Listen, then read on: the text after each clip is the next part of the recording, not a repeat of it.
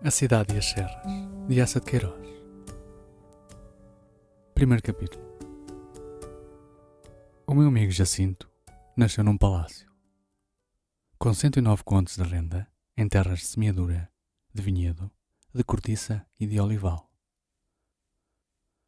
No Alentejo, pela Extremadura, através das duas beiras, densas sebes ondulando por colina e vale, muros altos de boa pedra, ribeiras, estradas, delimitavam os campos desta velha família agrícola, que já entulhava grão e plantava cepa em tempos de El Rei Dom Dinis.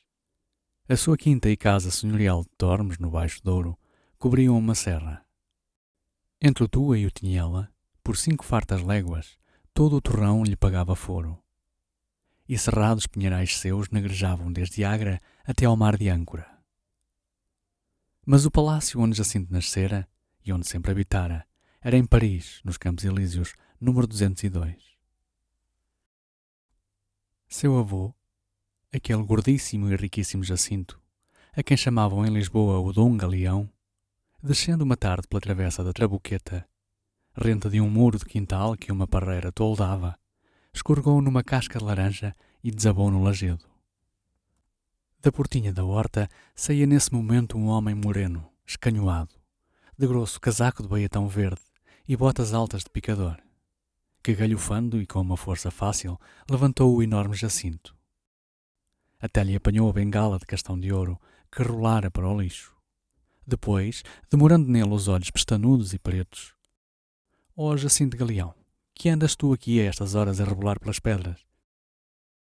E Jacinto, aturdido e deslumbrado, reconheceu o senhor infante Dom Miguel. Desde essa tarde amou aquele bom infante como nunca amara, apesar de tão goloso o seu ventre e apesar de tão devoto o seu Deus. Na sala nobre da sua casa, à Pampulha, pendurou sobre os damascos o retrato do seu Salvador, enfeitado de palmitos como um retábulo, e por baixo a bengala, que as magnânimas mãos reais tinham erguido do lixo. Enquanto o adorável, desejado infante, penou no desterro de Viena, o barrigudo senhor corria, sacudido na sua seja amarela, do botequim do Zé Maria em Belém à botica do Plácido nos Algibebes, a gemer as saudades do anjinho, a tramar o regresso do anjinho.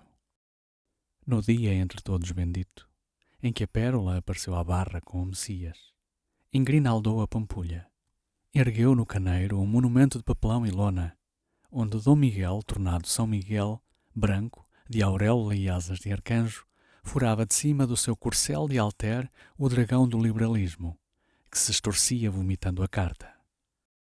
Durante a guerra, com o pedreiro livre, mandava recoveiros a Santo Tirso, a São Gens, levar ao rei fiambres, caixas de doce, garrafas do seu vinho de tarrafal e bolsas de redrosa adoçadas de peças que ele ensaboava para lhes avivar o ouro.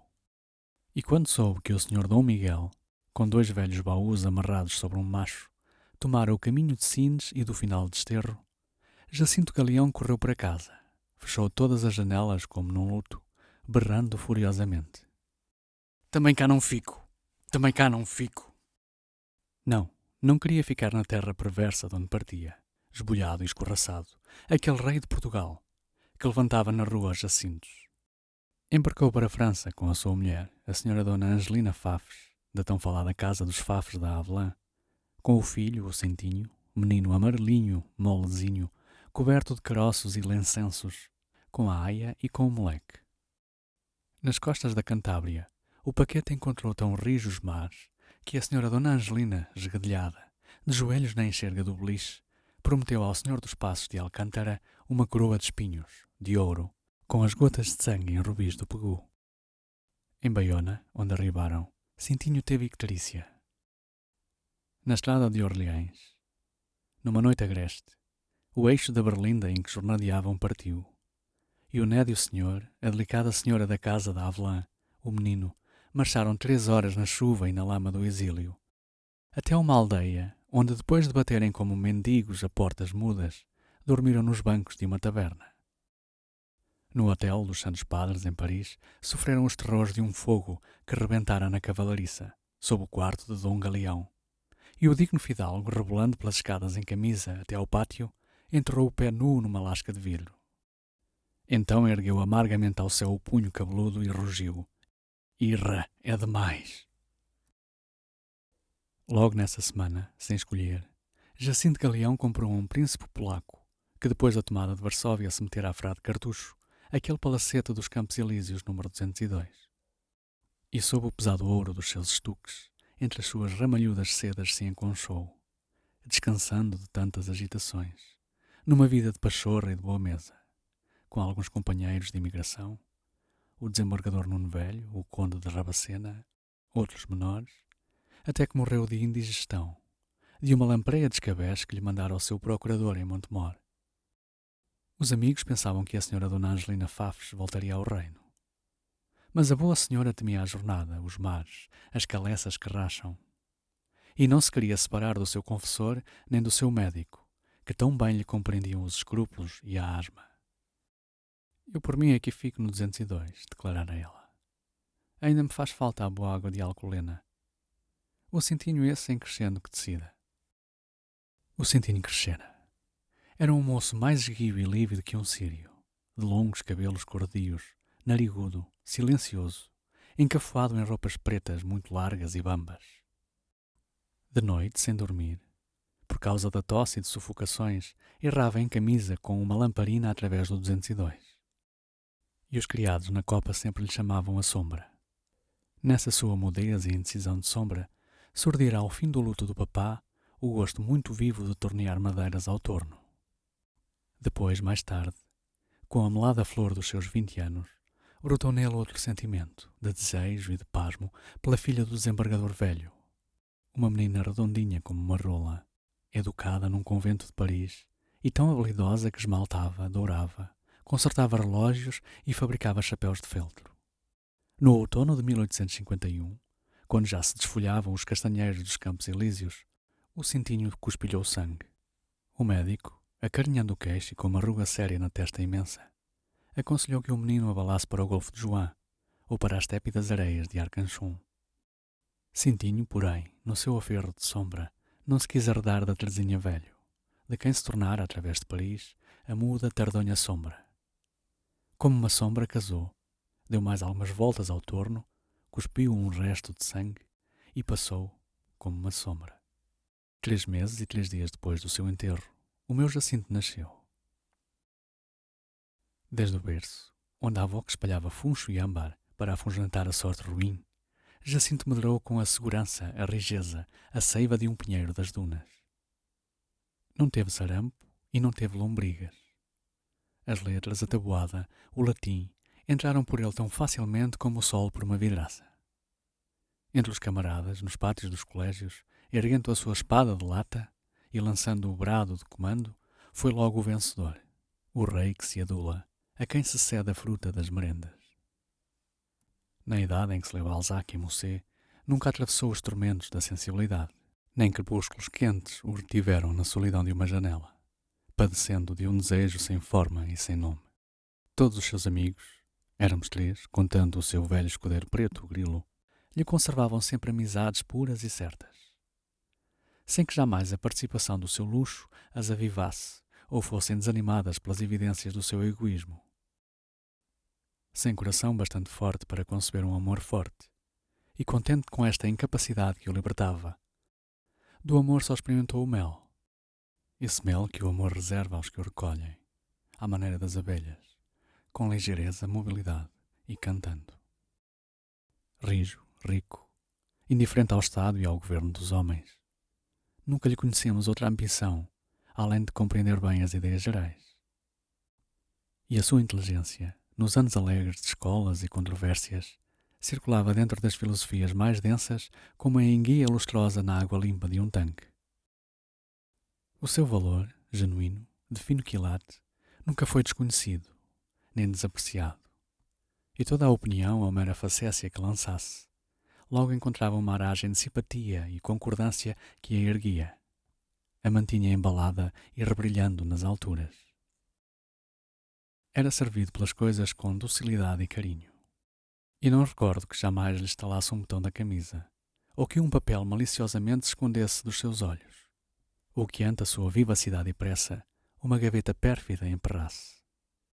Quando um dia, rindo com desquerido riso da fortuna e da sua roda, comprou a um sacristão espanhol 1/10 de lotaria, logo a fortuna, ligeira e ridente sobre a sua roda, correu num fulgor para lhe trazer 400.000 pesetas. E no céu as nuvens, pesadas e lentas, se avistavam Jacinto sem guarda-chuva, retinham com reverência as suas águas, até que ele passasse. O âmbar e o funcho da senhora Dona Angelina tinham escorraçado do seu destino, bem triunfalmente e para sempre, a sorte ruim. A amorável avó, que eu conhecia obesa como barba, costumava citar um soneto natalício do desembargador Nunes Velho, contendo um verso de boa lição. Sabeis, senhora, que esta vida é um rio. Pois um rio de verão, manso, translúcido, harmoniosamente estendido sobre uma areia macia e alva, por entre arvoredos fragrantes e ditosas aldeias, não oferecia àquele que o descesse num barco de cedro, bem toldado e bem almofadado, com frutas e champanhe a refrescar em gelo, um anjo governado ao leme, outros anjos puxando à sirga, mais segurança e doçura do que a vida oferecia ao meu amigo Jacinto. Por isso nós lhe chamávamos o príncipe da Gran Ventura.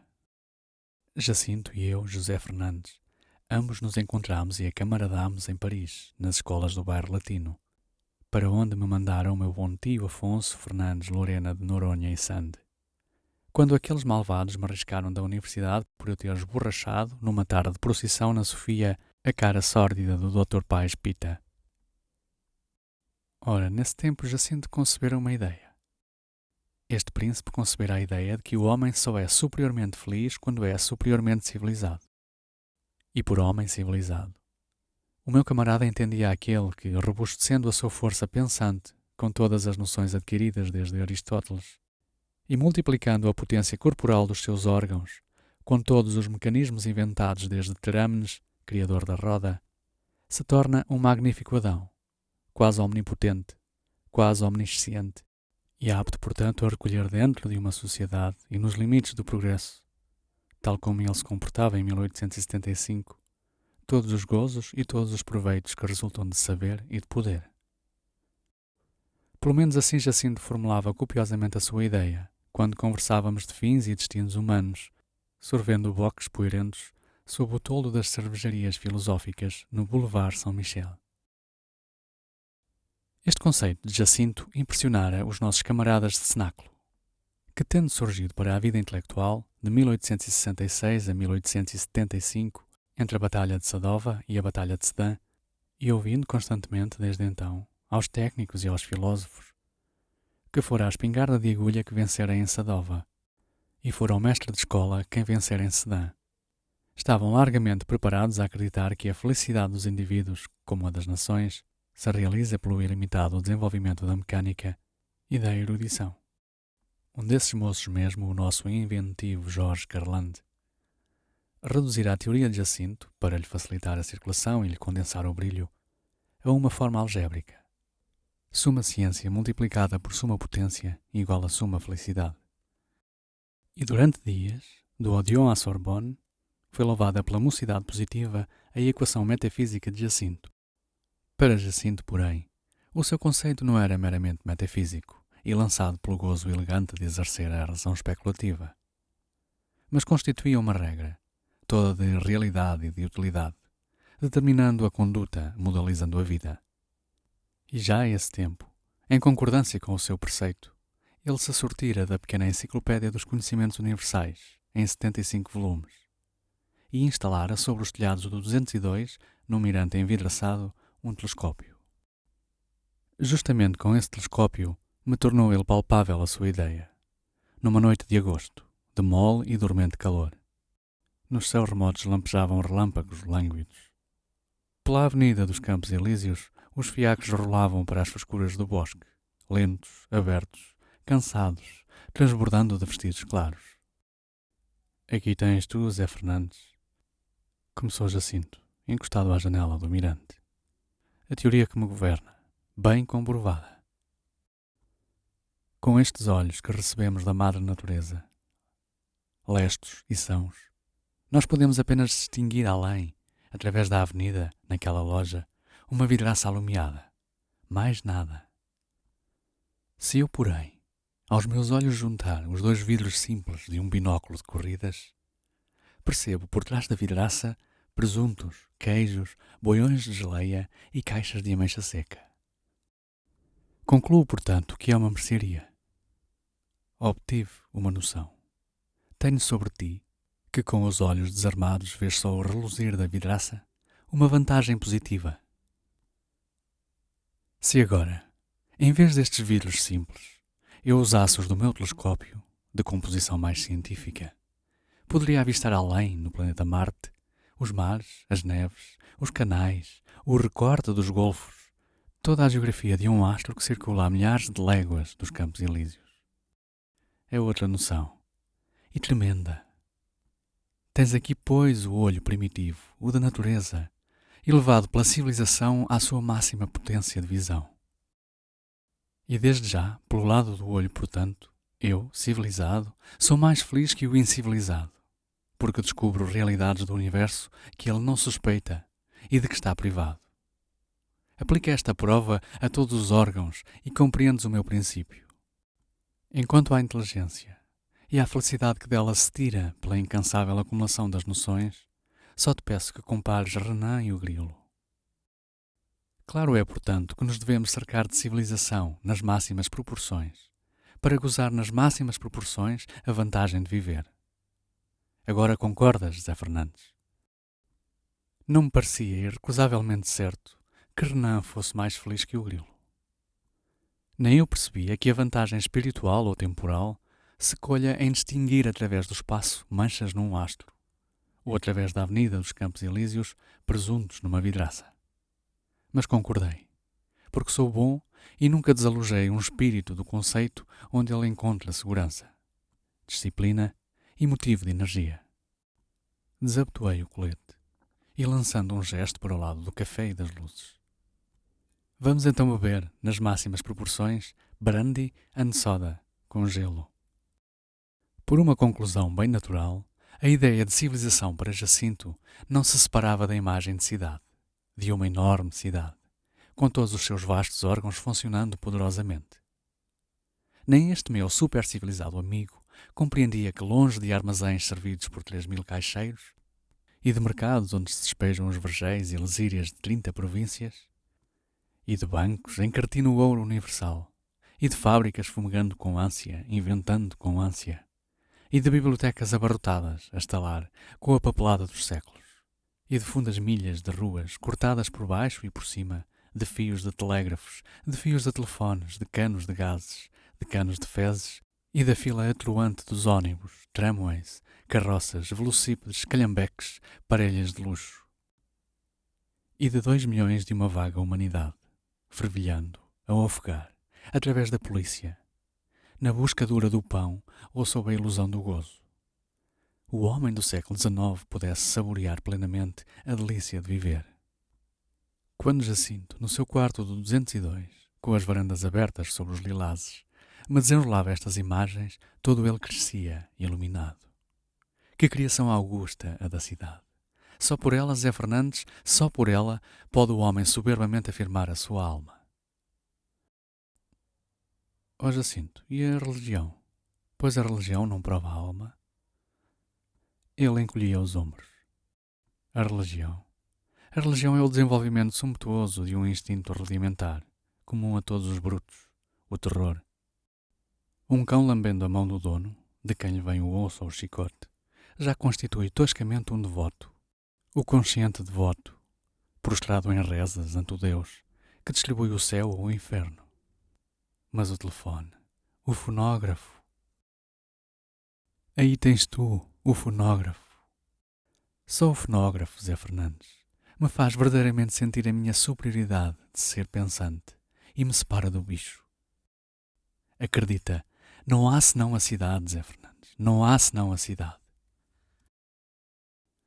E depois, acrescentava, só a cidade lhe dava a sensação, tão necessária à vida como o calor, da solidariedade humana.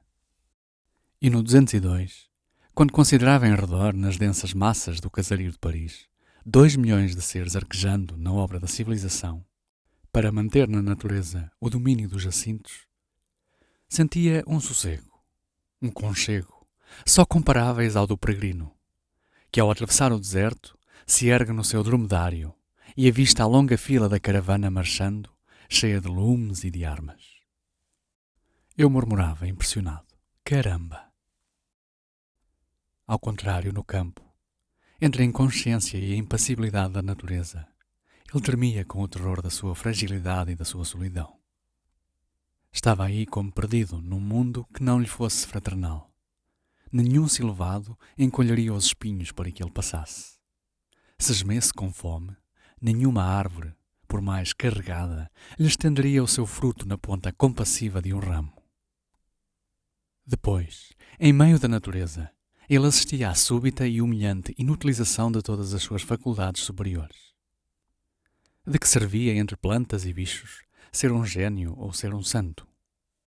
As searas não compreendem as geórgicas, e fora necessário o socorro ansioso de Deus e a inversão de todas as leis naturais e um violento milagre para que o lobo de Agúbio não devorasse São Francisco de Assis, que lhe sorria e lhe estendia os braços e lhe chamava meu irmão lobo. Toda a intelectualidade nos campos se esteriliza e só resta a bestialidade. Nesses reinos crassos do vegetal e do animal, duas únicas funções se mantêm vivas: a nutritiva e a procriadora. Isolada, sem ocupação, entre focinhos e raízes que não cessam de sugar e de pastar, sufocando no cálido bafo da universal fecundação, a sua pobre alma toda se engelhava. Se reduzia a uma migalha de alma, uma fagulhazinha espiritual a tremeluzir, como morta, sobre um naco de matéria. E nessa matéria dois instintos surdiam, imperiosos e pungentes, o de devorar e o de gerar. Ao cabo de uma semana rural, de todo o seu ser tão nobremente composto, só restava um estômago e por baixo um falo. A alma, sumida sob a besta. E necessitava correr, reentrar na cidade, mergulhar nas ondas lustrais da civilização, para largar nelas a crosta vegetativa e ressurgir rehumanizado, de novo espiritual e jacíntico. E estas requintadas metáforas do meu amigo exprimiam sentimentos reais, que eu testemunhei, que muito me divertiram no único passeio que fizemos ao campo, à bem amável e bem sociável floresta de Montmorency. Oh, delícias de entremês, Jacinto entre a natureza! Logo se afastava dos pavimentos de madeira do macadame, qualquer chão que os seus pés calcassem o enchia de desconfiança e terror. Toda a relva, por mais crestada, lhe parecia ressumar uma umidade mortal.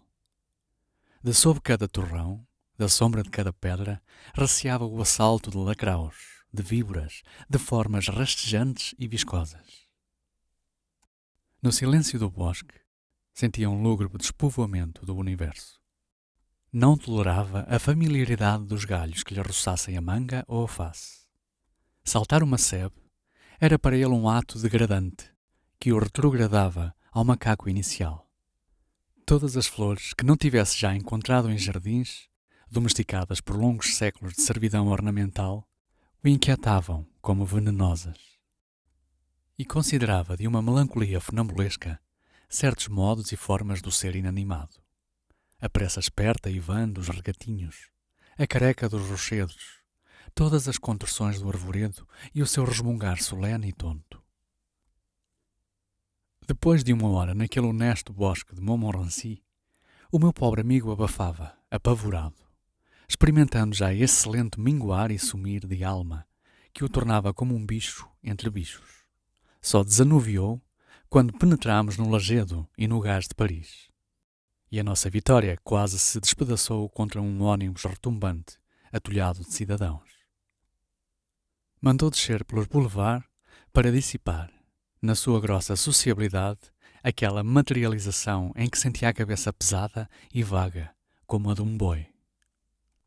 E reclamou que eu o acompanhasse ao Teatro das Variedades, para sacudir, com os estribilhos de Fema à Papá, o rumor importuno que lhe ficara dos melros cantando nos choupos altos. Este delicioso Jacinto Fizera então 23 anos, e era um soberbo moço em quem reaparecera a força dos velhos jacintos rurais. Só pelo nariz, afilado, com as narinas quase transparentes, de uma mobilidade inquieta, como se andasse fariscando perfumes, pertencia às delicadezas do século XIX.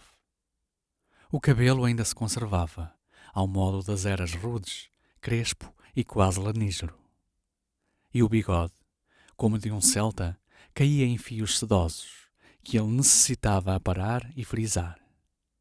Todo o seu fato, as espessas gravatas de cetim escuro que uma pérola prendia, as luvas de anta branca, os vernizes das botas, vinham de Londres em caixotes de cedro. E usava sempre ao peito uma flor, não natural, mas composta destramente pela sua ramalheteira, com pétalas de flores dissemelhantes, cravo, azália, orquídea ou tulipa, fundidas na mesma haste entre uma leve folhagem de funcho. Em 1880, em fevereiro, numa cinzenta e arrepiada manhã de chuva, recebi uma carta do meu bom tio Afonso Fernandes, em que, depois de lamentações sobre os seus 70 anos, os seus males hemorroidais e a pesada gerência dos seus bens, que pedia ao homem mais novo, com pernas mais rijas, me ordenava que recolhesse à nossa casa de Guiães, no Douro. Encostado ao mármore partido do fogão, onde na véspera a minha nini deixara um espartilho embrulhado no jornal dos debates, censurei severamente meu tio, que assim cortava em botão antes de desabrochar a flor do meu saber jurídico. Depois, num pós-escrito, ele acrescentava: o tempo aqui está lindo, o que se pode chamar de rosas.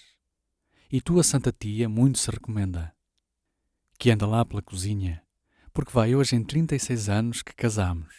Temos cá o abade e o quintais a jantar, e ela quis fazer uma sopa dourada. Deitando uma acha ao lume, pensei como devia estar boa a sopa dourada da tia Vicência. Há quantos anos a não provava? Nem o leitão assado, nem o arroz de forno da nossa casa.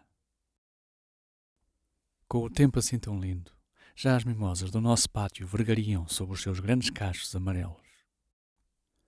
Um pedaço de céu azul, do azul de Guiães, que outro não há tão lustroso e macio, entrou pelo quarto, alumiou, sobre a poída tristeza do tapete, relvas, ribeirinhos, malmequeres e flores de trevo, de que meus olhos andavam aguados. E por entre as bambinelas de saja passou um ar fino e forte, e cheiroso de serra e de pinheiral. Assobiando um fado meigo, tirei debaixo da cama a minha velha mala e meti solicitamente entre calças e piugas um tratado de direito civil, para aprender, enfim, nos vagares da aldeia, estendido sob a faia, as leis que regem os homens. Depois, nessa tarde, anunciei a Jacinto que partia para Guiães. O meu camarada recuou, com um surdo gemido de espanto e piedade. Para Guiães? Ó Zé Fernandes, que horror! E toda essa semana me lembrou solicitamente confortos de que eu me deveria prover, para que pudesse conservar nos ermos silvestres, tão longe da cidade, uma pouca de alma dentro de um pouco de corpo. Leva uma poltrona, leva a enciclopédia geral, leva caixas de espargos. Mas para o meu Jacinto, desde que assim me arrancavam da cidade, eu era arbusto desarraigado que não reviverá. A mágoa com que me acompanhou ao comboio conviria excelentemente ao meu funeral. E quando fechou sobre mim a portinhola, gravemente, supremamente, como se cerra uma grade de sepultura, eu quase solucei, com saudades minhas. Cheguei a Guiães. Ainda restavam flores nas mimosas do nosso pátio. Comi com delícia a sopa dourada da tia Vicência. De tamancos nos pés, assistia à ceifa dos milhos. E assim de colheitas a lavras, crestando ao sol das eiras, caçando a perdiz nos matos geados, rachando a melancia fresca na poeira dos arraiais, arranchando a magustos, serandando à candeia, atiçando fogueiras de São João, enfeitando presépios de Natal, por ali me passaram docemente 7 anos, tão atarefados que nunca logrei abrir o Tratado de Direito Civil, e tão singelos que apenas me recordo quando, em vésperas de São Nicolau, o abade caiu da égua à porta do Brás das Cortes. De Jacinto só recebia raramente algumas linhas, escrevinhadas à pressa por entre o tumulto da civilização. Depois, num setembro muito quente, ao lidar da vindima, meu bom tio Afonso Fernandes morreu. Tão quietamente, Deus seja louvado por esta graça, como se cala um passarinho ao fim do seu bem cantado e bem voado dia. Acabei pela aldeia à roupa do luto. A minha afilhada Joana casou na matança do porco. Andaram obras no nosso telhado. Voltei a Paris.